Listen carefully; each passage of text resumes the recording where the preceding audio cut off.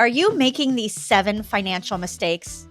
If you are, they could be holding you back from real wealth. I made these same mistakes myself.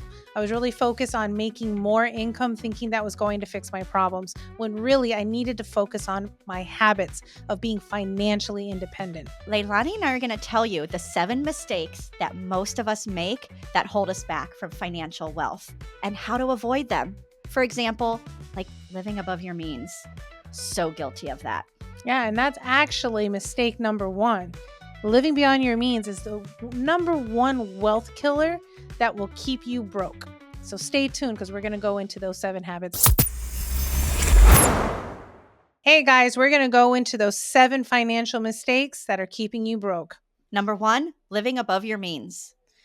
Mistake number 2, mismanaging time, energy, and money. Mistake number 3, prioritizing social status over financial independence. Mistake number 4, relying on parental support. Mistake number 5, not teaching financial independence to children. Mistake number 6, missing market opportunities. And mistake 7, choosing the wrong occupation. So living above your means. I mean, Yes. Reading this book, The Millionaire Next Door. Yeah. It's not a fluffy book. It's very data-driven, statistically heavy, and very methodical. Yes, love it. He talks through several independently wealthy individuals and how they achieved it. Yep. And I feel like a resounding message was living above your means. And that's why it's mistake number 1, because we all like to keep with the Joneses at one point in time. Absolutely. Right? I remember being so excited in my 20s. I got this amazing pay raise to be this new, store manager. And it just felt so good. My new income. I decided I wanted to have a nicer apartment. I went and splurged on additional new clothing to feel really good and racked up some debt, credit card debt in doing it. And yet the same amount was in the bank account each month because I acquired all this additional expenses just because I was making more money. And you know what you achieved? Nothing. And you achieved the status of living paycheck to paycheck. Yeah. Just over broke. Yeah. And so, if you really want to talk about a solution to that, is really just kind of getting over yourself and creating a budget, right? Mm-hmm. Know your numbers. I am a proponent of knowing your numbers, whether that's professionally or personally. You got to get intimate with your numbers and just don't be ignorant to them any longer. Which I think goes right into mistake number 2 is mismanaging of your time, your money, your resources. Yep. And I really love what you put together for our Sage community in your budgeting, boot camp. Yeah. I mean, what a great video. Yes, you're talking about it for business owners, but so much of it can apply. I mean, you and I have talked as business partners, but also as friends. Yeah. And I'm like, okay, what are you using in your personal life for budgeting? And you use the same format as you're doing for your business. You treat your personal life as a business. Yes, most definitely. And time is the most precious resource, right? So you really want to make sure that you're using it effectively. So really look into doing any activities that are going to give you either gain you more time, right? Or gain you more wealth. Or free up time so that you can do more money producing activities. Yeah. I think we talk a lot about virtual and personal assistants. Yep. And I've got 2. And I use that for that exact same reason. Is I need to make sure that I'm using my time wisely and not really diving into any activities that are not going to produce more wealth for me or more time. Absolutely. Yeah. So number 3, and I feel like the 3 of these tie together, but it's prioritizing your social status over independence. And I think that's, part of where I was at in my mindset is I'm making more money now. I can go to these nicer places. I can look like the people that I assume are also wealthy. Right? Yeah. Right. And this is a common mistake for anyone who came from not having a lot of wealth and then all of a sudden you got a lot of wealth, right? New money, or someone who didn't really have a job that was steady and consistent in pay to all of a sudden getting a salaried position. I went there through that. And so now you're thinking, I've got this extra income in, I'm going to buy all the things I've said no to myself all these years. This is the thing though, guys. Once you say yes to buying all of those things you were saying no to, it's very hard to go back. It is. And we heard about this too in 4-hour work week, Yeah. where a lot of us just want to have the lifestyle that we perceive wealthy people to have. But in reality, it just takes a little bit of budgeting and smart planning. And you can have you can do really exciting things that, are important to you, but it doesn't have to compromise your stability, your work. And you need to prioritize your financial security is really what it comes down to. Make sure that having healthy finances is a top priority, and then everything else will fall in line. And then going into the next one is relying on parental support. Yeah. And I saw this going two ways, right? When I first moved out on my own, I am grateful that I really didn't have a choice to call up mommy and daddy. And if I was going to default on a bill or a rent payment, I really couldn't call them because of decisions they had made in their life, and they were not in a place to bail me out. But I think I see myself being guilty and being ready to help my children versus pushing them. And I know this kind of goes with then the next one is teaching your children financial independence. So those two go hand in hand. They really do. It's hard because as a parent, you want your child to do better than you, right? It's just a natural thing. It's a mommy daddy thing.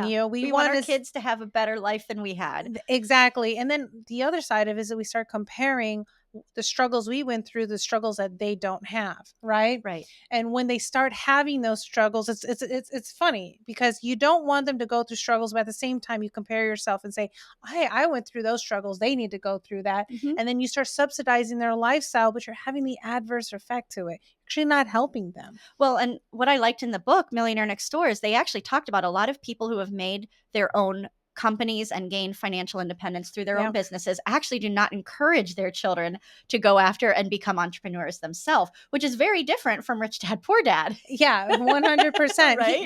I think he was one of the lucky few that he had a very different childhood growing up where he was encouraged to be an entrepreneur. But in this particular case, most millionaires and wealthy people actually drive their children to be in a more sound occupation, like a doctor, a lawyer, and manage their resources and time smart, live below their means, but they're encouraging them to do something opposite of what they did. Absolutely. Which then I guess, the next mistake, number 6 is missing the market opportunities, right? And if we kind of building on number 5, which is the children, right, giving them outpatient support. In this case, because you're not teaching your kids anything, they're missing opportunities, right? But let's talk about you. You're missing opportunities too.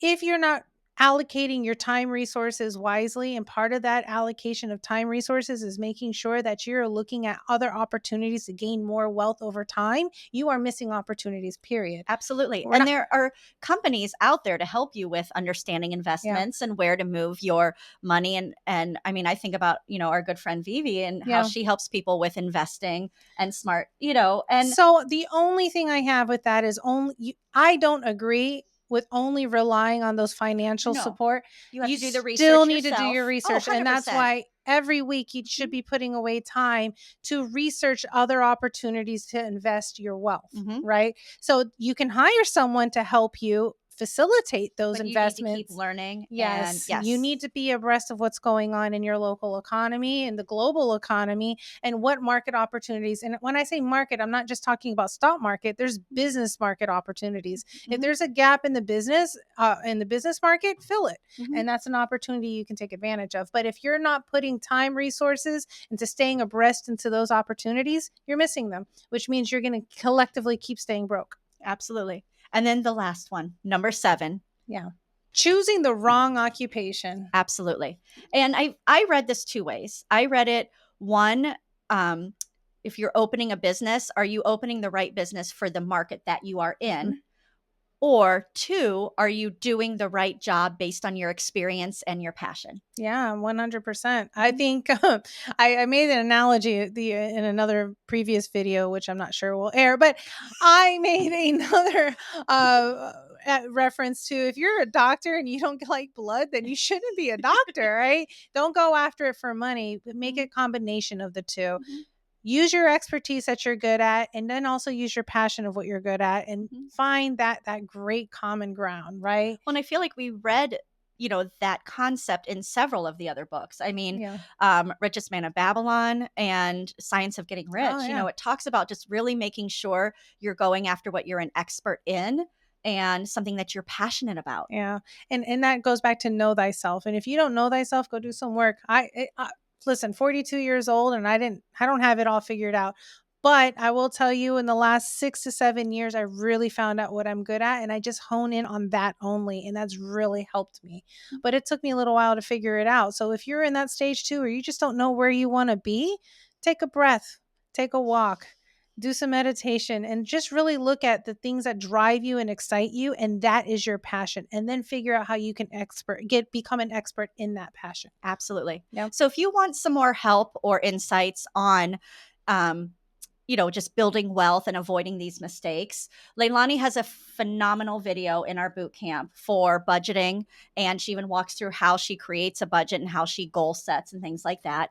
But we also have in our podcast here, we've talked about Richest Man of Babylon, Science of Getting Rich, the 4-Hour Work Week, Rich Dad, Poor Dad. Check out some of our other episodes because we really dig into a lot of these concepts that have been pulled together in this great book, The Millionaire Next Door, for these 7 deadly sins, if you will. The 7 deadly mistakes. mistakes. Yes. These are just the 7. It's kind of like the top 7 mistakes that most people do that are keeping you perpetually broke and not financially independent. And so if you want to go ahead and overcome that, please pick up the book, take a look at it, rewatch this video, and just analyze, are you guilty of any of those? Help us grow this community, guys. Like and subscribe. And don't forget to tick that bell. So that way you'll go ahead and get a notification when another video of ours pops out. And that way you can stay tuned and join us on the next one. See you next time. Bye.